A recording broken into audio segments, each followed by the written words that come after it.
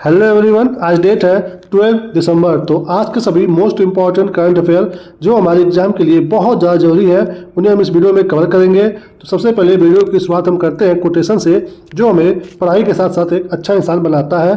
तो आज का कोटेशन है, दुनिया की सबसे अच्छी किताब आप स्वयं है, स्वयं को समझे और आपको अपनी सभी समस्याओं का समाधान मिल जाएगा। यानी कि लाइफ में सबसे बड़ा लेसन आपको स्वयं से ही लेना पड़ेगा, क्योंकि आप जब कोई भी काम करते हो तो उससे आपको कुछ न कुछ सीखने को मिलता है। अच्छा काम होता है तो अच्छा एक्सपीरियंस, बुरा काम होता है तो बुरा एक्सपीरियंस।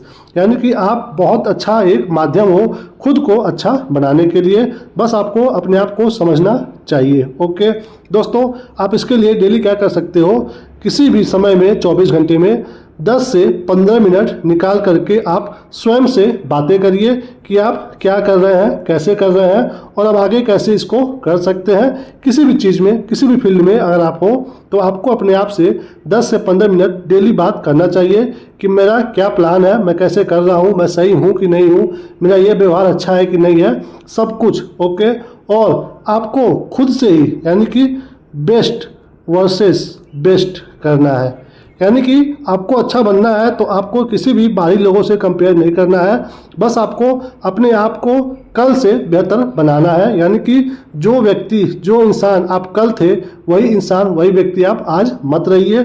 कुछ ना कुछ आप में इम्प्रूव होना चाहिए, तो फिर आप समझ जाइए कि आप एक अच्छे ट्रैक पे चल रहे हो। ओके, तो ये होता है बेस्ट वर्सेस बेस्ट, यानी कि आपको खुद को पहचानना है और खुद को ही निखारना है। चलिए दोस्तों, देखते हैं आज का सभी मोस्ट इंपॉर्टेंट करंट अफेयर क्या क्या है। तो आज का सबसे पहला प्रश्न है, इस साल राष्ट्रीय पंचायत पुरस्कार 2024 से देश की कितनी पंचायतों को सम्मानित किया गया है।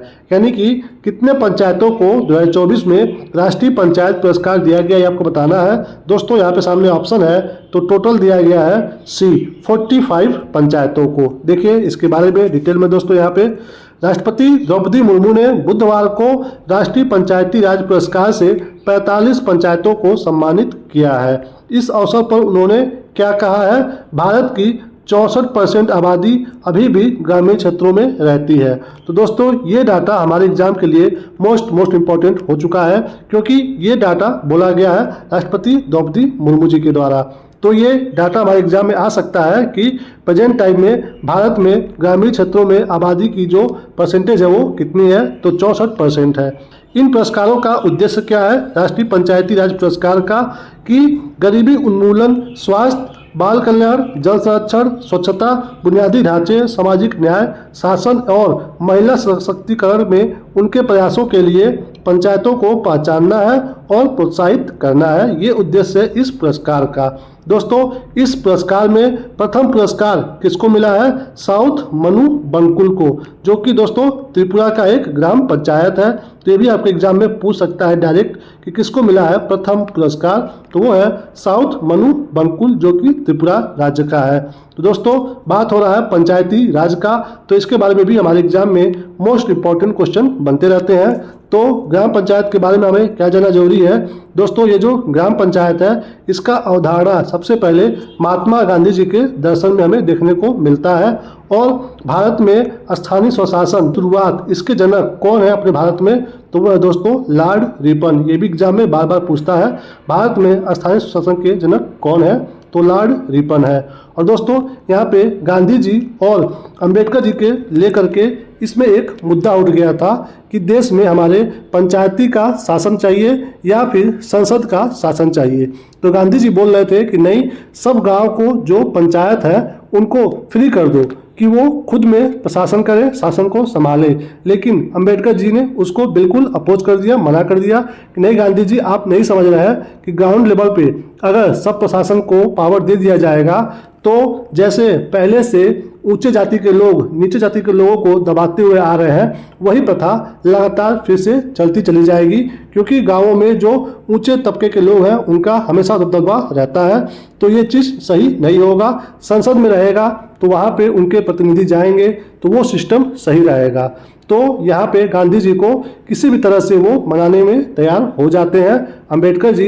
इसलिए आज हमारे देश में कौन सा शासन है, संसदीय शासन है, और पंचायती राज एक बस उसकी छोटी सी संस्था रह गई है। दोस्तों यहाँ पे बात हो रहा है पंचायती राज का। तो हमारे एग्जाम में पूछता है कि सबसे पहले किस राज्य में पंचायती का व्यवस्था जो है वो लागू किया गया था। तो दोस्तों वो था 1959 का समय राजस्थान के नागौर जिले में लागू किया गया था। उस समय के जो पीएम थे जवाहरलाल नेहरू जी, उन्हीं के द्वारा यहाँ पे त्रिस्तरीय पंचायत का उद्घाटन किया गया था। तो आपको सिंपल ये जानना है कि सबसे पहली बार पंचायत का जो उद्घाटन हुआ था वो 1959 में हुआ था और राजस्थान के नागौर जिले में हुआ था। ये इंपॉर्टेंट क्वेश्चन एग्जाम में आता रहता है। दोस्तों इस समय तक इसका कोई भी व्यवस्था हमारे संविधान में नहीं था। तो फिर क्या हुआ, बहुत वर्षों के बाद, देखिए 1959 है और यहाँ पे 1993 है, यानी कि आता है 73वां संविधान संशोधन और उसके माध्यम से संविधान में जोड़ा जाता है क्या, पंचायती राज व्यवस्था। उसमें क्या जोड़ा जाता है, संविधान में 11वीं अनुसूची जोड़ी जाती है और इसके तहत उसमें 29 विषय को शामिल किया जाता है। तो दोस्तों 11वीं अनुसूची और इसमें जो पंचायती व्यवस्था है उसमें 29 विषय है। ये दोनों डाटा हमारे एग्जाम के लिए मोस्ट इम्पोर्टेंट है। तो कितने विषय हैं पंचायती में दोस्तों, 29 विषय है। और इसमें कौन सा भाग जोड़ा गया, तो भाग 9 में पंचायतें नामक शीर्षक जोड़ा गया और अनुच्छेद 243 से 243 और यह है हिंदी में, और अगर इंग्लिश में देखोगे आप तो 243 से 243 ओ तक ये अनुच्छेद पाया जाता है पंचायत से संबंधित।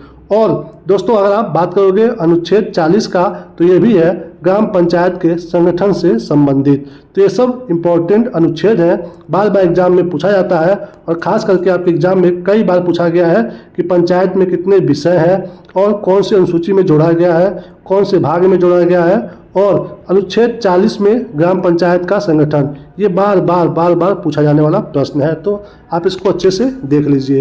ये चलते हैं अगले प्रश्न पे। अगला क्या है, हमारा शौचालय हमारा सम्मान अभियान किस अवसर पर संपन्न हुआ था। यानी कि ये जो अभियान है हमारा शौचालय हमारा सम्मान, ये किस अवसर पे संपन्न हुआ ये आपको बताना है।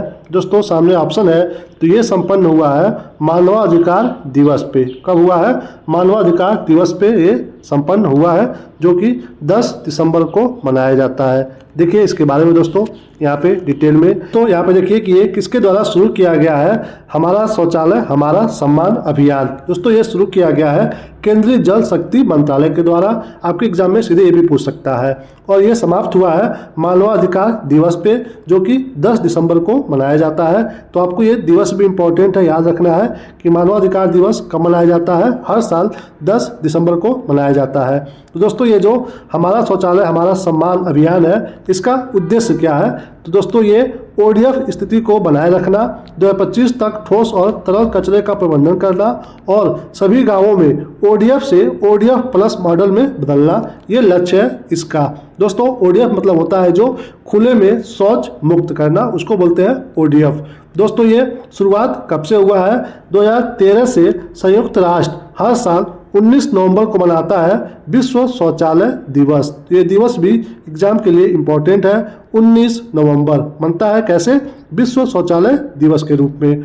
दोस्तों इस बार का ये जो विश्व शौचालय दिवस है 2024 का, इसका विषय क्या है, थीम क्या है, तो इसका थीम है शांति के लिए स्वच्छता।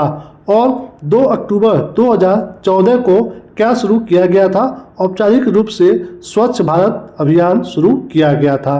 तो दोस्तों ये अभियान भी इम्पोर्टेंट है, जब कभी एग्जाम में क्वेश्चन आता है किससे संबंधित कि कौन कौन सा कार्यक्रम कब कब शुरू हुआ है, तो ऐसे क्वेश्चन इंपॉर्टेंट हो जाते हैं क्योंकि ये पुराना है, आप इस पे ध्यान कम देते हो। तो स्वच्छ भारत मिशन कब शुरू हुआ था, 2014 में। और दोस्तों यहाँ पे सरकार क्या कर रही है, उन पात्र परिवारों को शौचालय बनवाने में पैसे की मदद कर रही है। कितनी, 12,000 रुपए तक सहायता कर रही है, ताकि वो आसानी से शौचालय बनवा सके। ओके दोस्तों, यहाँ पे चलिए अब चलते हैं अगले प्रश्न पे। अगला क्या है, तमिलनाडु के कौन से मंदिर को यूनेस्को द्वारा सम्मानित किया गया है। यानी कि वो मंदिर है तमिलनाडु का और उसको यूनेस्को के द्वारा सम्मानित किया गया है। तो उस मंदिर का नाम जानना बहुत इंपॉर्टेंट है। दोस्तों सामने यहाँ पे ऑप्शन है, तो वो मंदिर कौन सा है, वो है अभयेश्वर मंदिर। क्या है, अभयेश्वर मंदिर है। कहाँ का, ये तमिलनाडु का है। देखिए यहाँ पे दोस्तों ये है वो मंदिर, तमिलनाडु के 1300 साल पुराने अभयेश्वर मंदिर, जिसको हम लोग अब थसाहायेश्वर, ये भी इसका अलग नाम है और ये भी इसका अलग नाम है। मतलब दोनों में से कोई भी आपका नाम एग्जाम में आ सकता है, तो ध्यान दीजिएगा। इसको यूनेस्को द्वारा विश्व धरोहर स्थल का सम्मान मिला है। और ये जो अभेसर मंदिर है, इसको यह पुरस्कार मंदिर की विरासत को बरकरार रखते हुए इसे संरक्षित करने के लिए दिया गया है। और ये जो मंदिर है ये किसको समर्पित है, तो दोस्तों ये भगवान शिव जी को, जिसको हम लोग बोलते हैं दक्षिणा मूर्ति, इनको ये समर्पित है। इस मंदिर का निर्माण किसके द्वारा कराया गया था, तो दोस्तों ये चोल राजा, कौन, राजा विक्रम चोल और कुलोथुंगा चोल, इन दोनों के द्वारा इस मंदिर का निर्माण करवाया गया है। तो ये एक चोल कालीन मंदिर है। ओके, कहाँ पे ये, तमिलनाडु राज्य में है। आपसे सीधे एग्जाम में आ सकता है कि अभेश्वर मंदिर किस राज्य में स्थित है, तो दोस्तों ये तमिलनाडु में स्थित है। और दोस्तों बात हो रहा है यूनेस्को का, जिसने इसे सम्मान दिया है। तो देखिए इसके बारे में, यूनेस्को के इसका फुल फॉर्म क्या है दोस्तों। यूनेस्को का हिंदी में है संयुक्त राष्ट्र शैक्षिक, वैज्ञानिक और सांस्कृतिक संगठन। इंग्लिश में है United Nations Educational, Scientific and Cultural Organization. तो कभी कभी एग्जाम में इसका फुल फॉर्म भी आ जाता है, तो इसलिए यहाँ पे बताया जा रहा है। और इसका काम क्या होता है, विश्व की सांस्कृतिक और प्राकृतिक विरासत के बचाव एवं सुरक्षा के निर्देश देना, ये इसका काम है। यूनेस्को का बना कब था, इसका स्थापना हुआ था 16 नवंबर 1945 को। प्रेजेंट टाइम में इसका हेडक्वार्टर यानी कि मुख्यालय कहाँ पे है, फ्रांस देश में है, फ्रांस के पेरिस में है। तो ये हो गया दोस्तों यूनेस्को के बारे में। चलिए चलते हैं अगले प्रश्न पे। अगला क्या है, आईआईटी मद्रास ने पहली बार किस चीज़ की 3D छवियाँ जारी की हैं, यानी कि 3D छवियाँ जारी की गई है आईआईटी मद्रास के द्वारा। तो किस चीज़ की है ये आपको बताना है दोस्तों। सामने यहाँ पे ऑप्शन है, तो ये है भ्रूण मस्तिष्क का। किसका है 3D छवियाँ, भ्रूण मस्तिष्क का। देखिए इसके बारे में दोस्तों डिटेल में, कौन जारी किया है, ये आईआईटी मद्रास। आईआईटी मद्रास भ्रूण के मस्तिष्क की 3D तस्वीरें जारी करने वाला दुनिया का पहला शोध संगठन बन गया है, यानी कि ये दुनिया का पहला है। तो ये हमारे एग्जाम के लिए समझ लीजिए कि मोस्ट इम्पोर्टेंट हो गया है। और इस तस्वीर को क्या नाम दिया गया है, इस मानचित्र को, धारिणी। तो ये भी नाम इम्पोर्टेंट है, जिसमें मस्तिष्क के 500 से अधिक खंडों और 500 क्षेत्रों का क्या है, प्रतिचित्रण है इस धारिणी नामक मानचित्र में।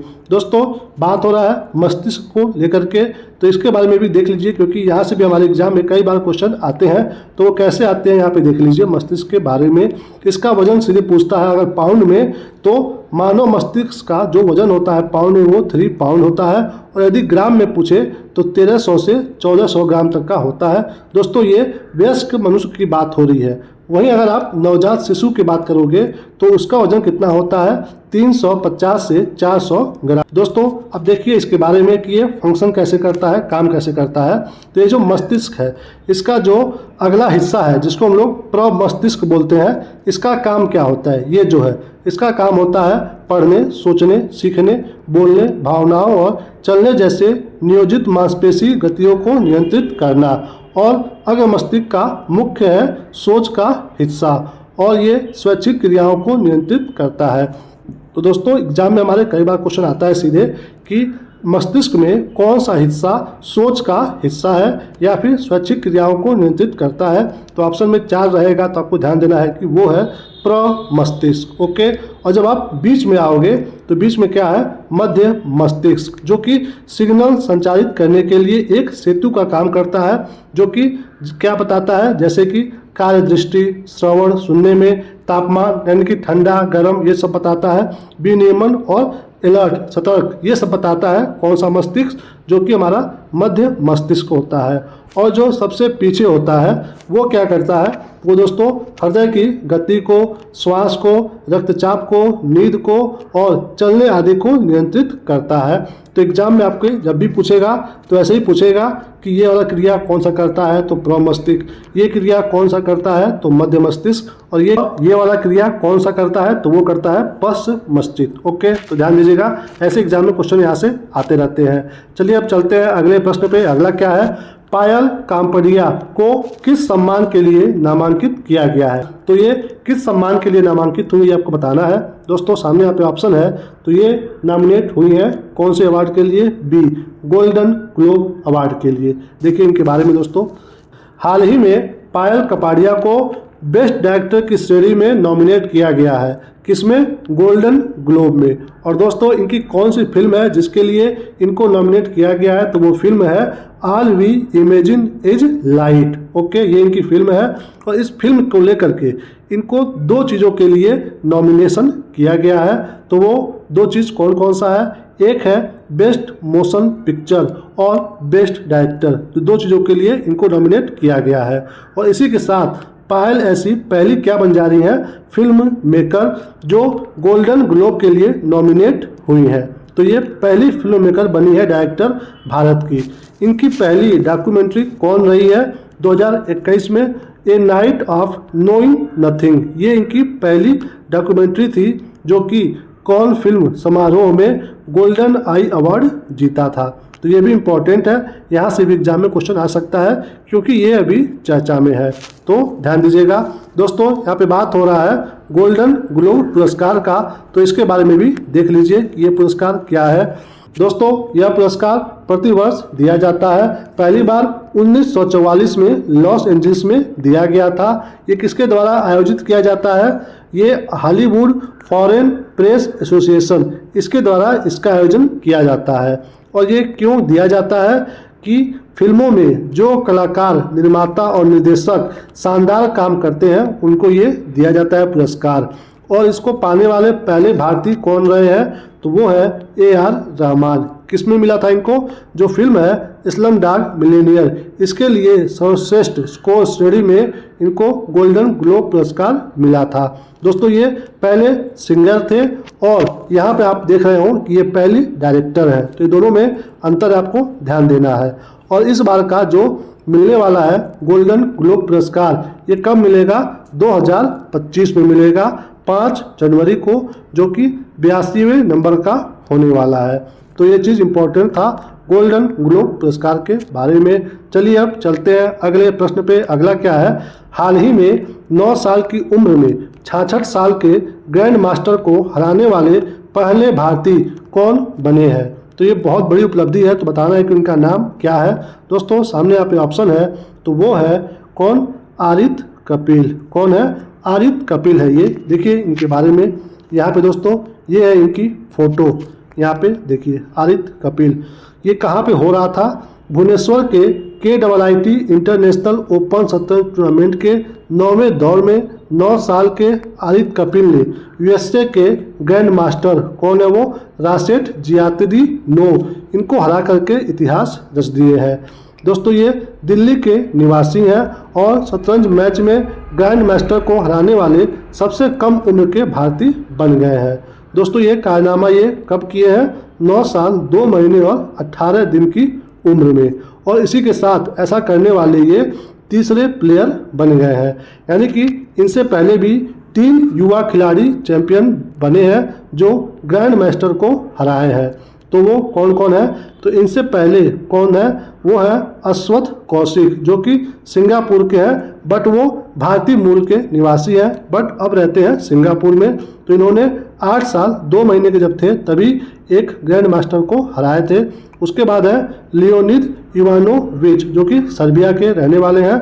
और इसके बाद अब ये तीसरे नंबर पे आ गए हैं आरित कपिल, 9 साल 2 महीने के ये, और हराए हैं एक USA के ग्रैंड मास्टर को। तो नाम याद रखिएगा, ये इनका नाम है आरित कपिल। ओके दोस्तों, चलिए चलते अब अगले प्रश्न पे। अगला क्या है? हाल ही में किसको 2024 के बैंकिंग क्षेत्र में उभरती महिला नेता के रूप में वुमेन वी एडमायर समूह द्वारा मान्यता दी गई है? यानी कि आपको बताना है कि वुमेन वी एडमायर समूह द्वारा मान्यता किसको दिया गया है उभरती महिला नेता के रूप में, वो भी कौन सा? बैंकिंग क्षेत्र में। दोस्तों सामने यहाँ पे ऑप्शन है, तो वो कौन है? वो है C भारती कोहली। क्या नाम है? भारती कोहली। देखिए इनके बारे में यहाँ पे दोस्तों इनकी फोटो है भारती कोहली जी का। ये कहाँ की रहने वाली हैं? आंध्र प्रदेश राज्य की 43 वर्षीय महिला है। इनको 2024 के बैंकिंग क्षेत्र में उभरती महिला नेता के रूप में वुमेन वी एडमायर समूह द्वारा मान्यता दिया गया है। और दोस्तों ये पुरस्कार इनको क्यों दिया गया है? डेटा प्रबंधन में इनके उल्लेखनीय योगदान के लिए इनको ये पुरस्कार दिया गया है। दोस्तों ये प्रेजेंट टाइम में है कहाँ पे, क्या कर रही हैं? ये प्रेजेंट टाइम में यूएसए स्थित industrial and commercial bank of China के डेटा मैनेजमेंट ऑफिस की निदेशक के रूप में कार्यरत है। तो ये कहाँ पे है इस समय? यूएसए में है। नाम है भारती कोहली, जो कि आंध्र प्रदेश की मूल निवासी हैं।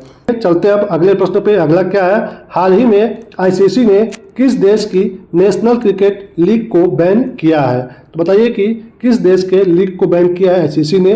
दोस्तों सामने आप पे ऑप्शन है। तो ये लीग था अमेरिका का। कहाँ का? अमेरिका का। देखिए इसके बारे में डिटेल में। दोस्तों इससे पहले आप चैनल पे नए हो तो प्लीज़ चैनल को सब्सक्राइब कर लीजिए, वीडियो को लाइक करिए और अपने दोस्तों में भी शेयर कर दीजिए। आप इतना करते हो तो हमें बहुत ही मोटिवेशन मिलता है और हम आपको अच्छा से अच्छा कंटेंट दे पाते हैं। चलिए दोस्तों देखते हैं इसके बारे में डिटेल में।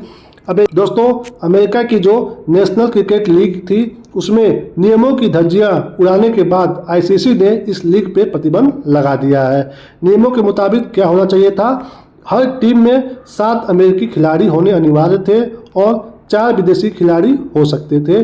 वहाँ पे इस नियम का उल्लंघन किया गया है।